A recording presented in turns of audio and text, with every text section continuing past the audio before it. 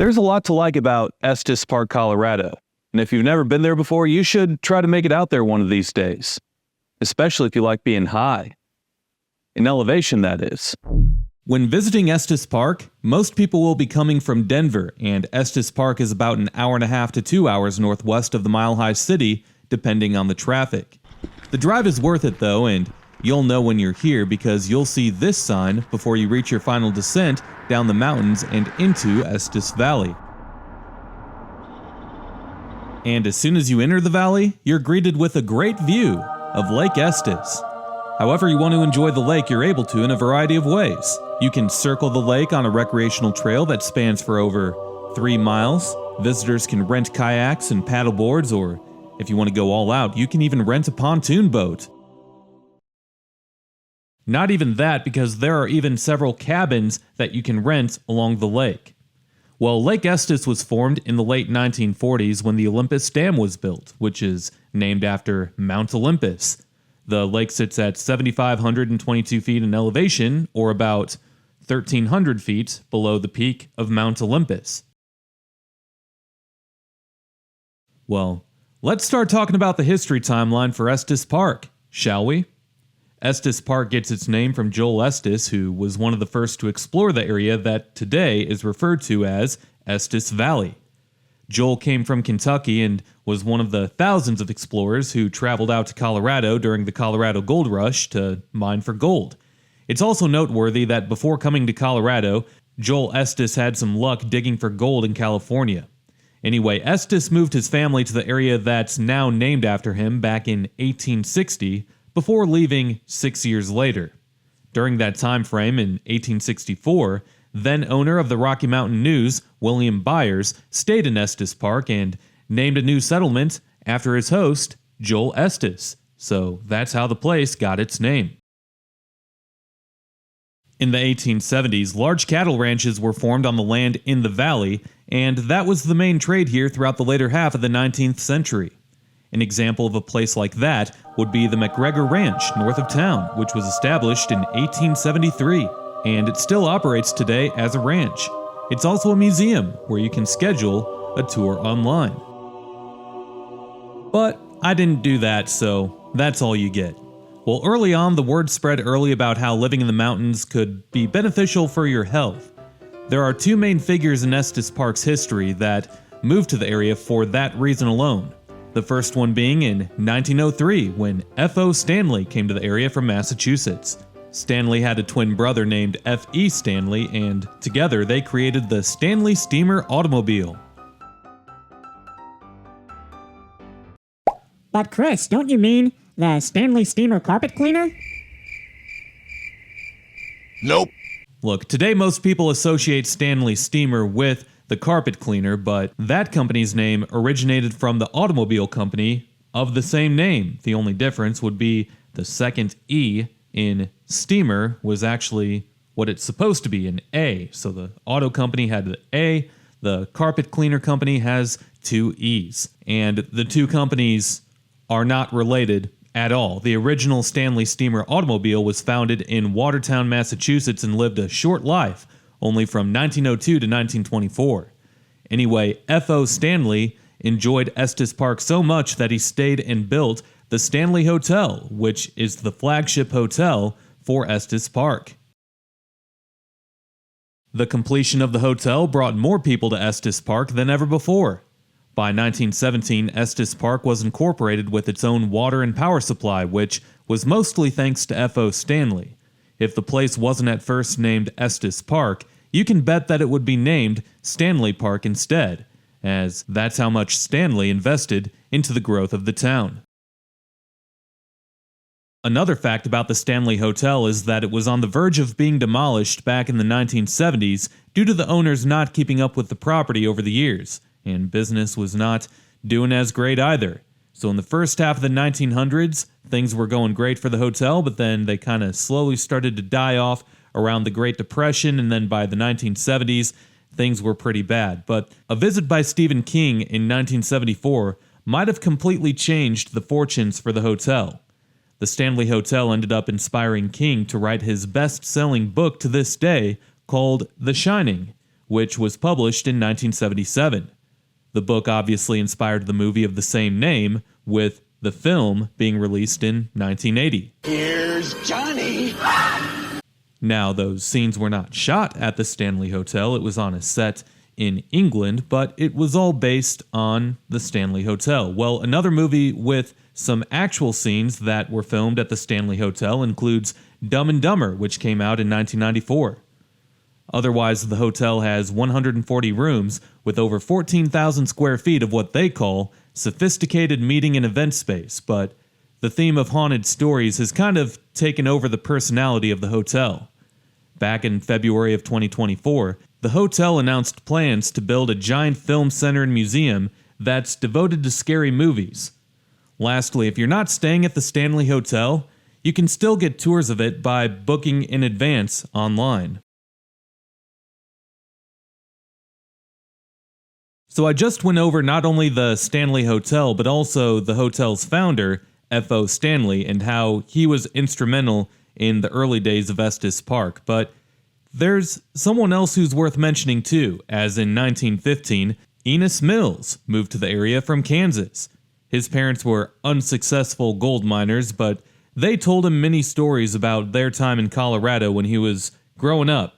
And Mills was often sick as a child, and his parents told him to move out to Colorado to get healthier. And by the late 1880s, he hitchhiked from Fort Scott, Kansas, all the way to Estes Park.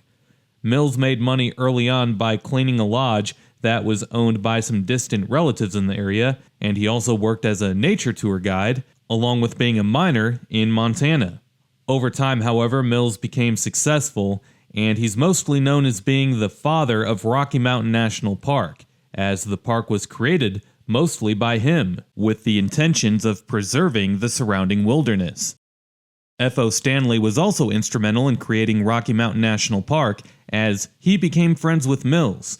The two had plenty of money, and they were able to work together to gather up enough funds to create Rocky Mountain National Park, with Mills doing most of the work. After the park was established, the government was actually able to create hundreds of jobs during the Great Depression through Rocky Mountain National Park. The Civilian Conservation Corps was a relief program that was able to recruit hundreds of people through 6 camps in the park from 1929 to 1939. Most of these recruits were young, unmarried, and unemployed men. Their jobs were to build roads and trails, to erect buildings, fight wildfires, and plant trees, among other things. And around this time, automobile traffic started to pick up speed across the country, and it wasn't until then that Estes Park started to gain traction as a popular tourist destination. Cars made not only Estes Park, but also Rocky Mountain National Park that much more accessible.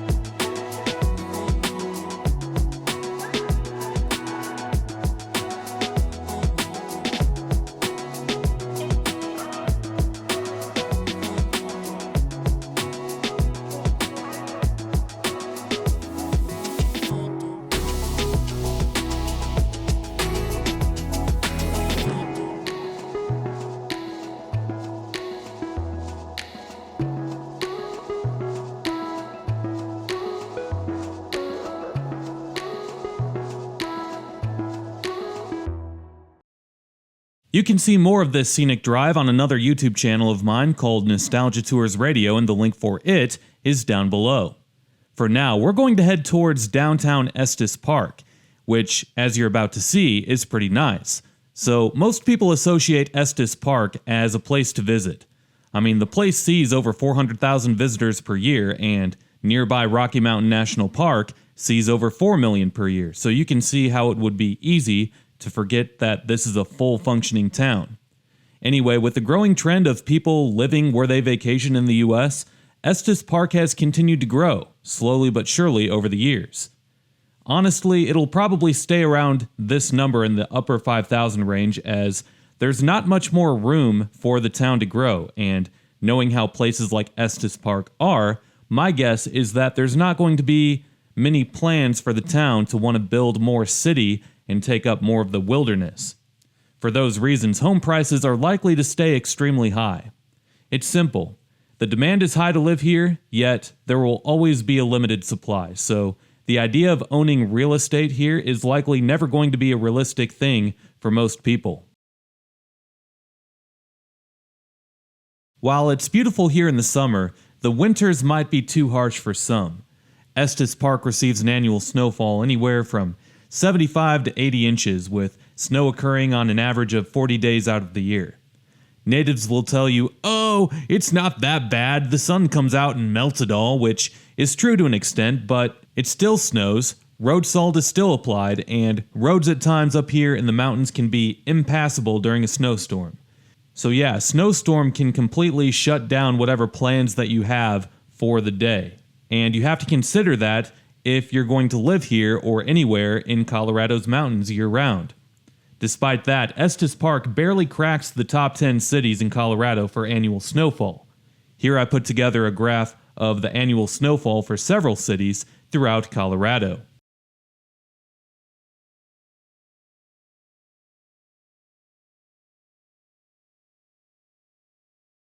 Today, there are just under 6,000 people that call Estes Park home. The median household income is $63,000 per year, and 55% of adults 25 and older hold a bachelor's degree or higher. The median value of owner-occupied housing units is $576,000, and the poverty rate is 10%. Really, the only thing that I don't like about those numbers would be the below-average median household income and the extremely high price of homes. But as I was mentioning earlier, that's expected at all popular touristy areas in this country. On to the crime rates now, in which Estes Park has very little of it. The violent crime rate is 137 for every 100,000 residents, while the property crime rate is 856 for every 100,000 residents. One thing that you can't forget about Estes Park would be the Longs Peak Scottish Irish Highland Festival. 2024's festival will be the 47th consecutive year of it. The festival is held during the weekend of Labor Day each year. During the festival, Main Street gets shut down for what the town calls the best all-Celtic parade in North America, and that it might be, since the Boston Celtics are a really good team, but they can never seem to win the championship in today's NBA. Anyway, natives here call it Scotfest for short, or just the Highland Festival. It goes on for 3 days and is full of music, drinking, dancing, and other types of hijinks and hilarity while celebrating both Irish and Scottish cultures. The festival mainly takes place at the Estes Park Fairgrounds, which is just southeast of the downtown area. But really, the downtown streets are full of crowds throughout the 3-day festival, as most of the businesses proudly participate in the event.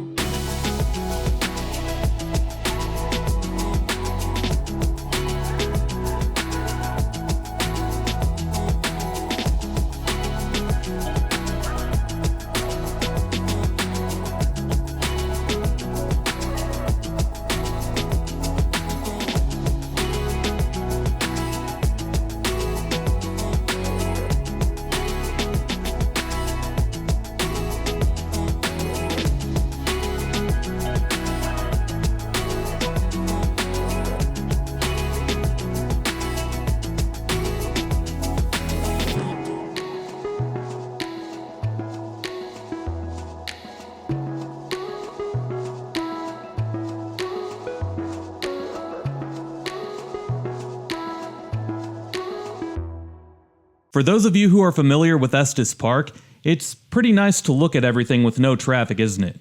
It was nice to drive through and film it this way, that's for sure. It was in the early morning of July 3rd when I was here, which was a Monday, and I picked that time for a reason, because I was also there midday the previous day, which was a Sunday, and it was the July 4th weekend. However, on that Sunday, one of my cameras failed me, so I had to come back and refilm. The fact that the first go-round didn't work out for me kind of bummed me out, because seeing it when it was crazy busy would have made for a good video, and it really sucked just sitting there in a parked car essentially when traffic was really bad. Like, it took me an entire hour just to drive through, which can't be that much more than a mile. At least my side cameras worked during that attempt, and you can see some of the crowd here. A few more things to point out, as this is the Estes Park 18-hole golf course. There's another golf course in town that is called the Estes Park 9-hole golf course. Kind of nice, honestly, to just have the name pretty basic so you know where you're going, rather than having these stupid fancy names to try to make it sound better. But Estes Park doesn't really need to do that, because if you just look around, it's beautiful. You don't need a fancy name to draw people in. And honestly, it seems like a great spot to play some golf. You have some great scenery, and with all of the tourist traffic that comes through, it's easy to assume that both golf courses are probably pretty well maintained. That being said, it's probably really pricey to play around. Might want to book your tee time well in advance, too. Along the way to the next stop, I passed by a female elk, which is sometimes referred to as a cow. That's right, a female elk is called a cow. Well, it's common to see elk in the Estes Valley, as it's actually pretty rare to drive through and not see one. This was the only one that I saw, however, when I came through. Locals claim that there are anywhere from 600 to 800 elk that live in the valley during the winter, while as many as 3,200 elk live here during the summer. So that's always pretty neat to see. At the end of this street is Estes Park High School, home of the Bobcats. There's not really a list of notable alumni, at least not that I could find, but that's because Estes Park isn't necessarily somewhere that people grow up. Rather, it's somewhere that rich people come and live after they've been successful in their careers and have plenty of money to blow. Well, people, it is now that time. What did we learn in this video? We learned that you can't always trust that traffic will be smooth in Estes Park like what you saw in this video, and you can't always trust that GoPros will film good quality footage in a dark mountain shadow, but you can always trust Chris's livability score.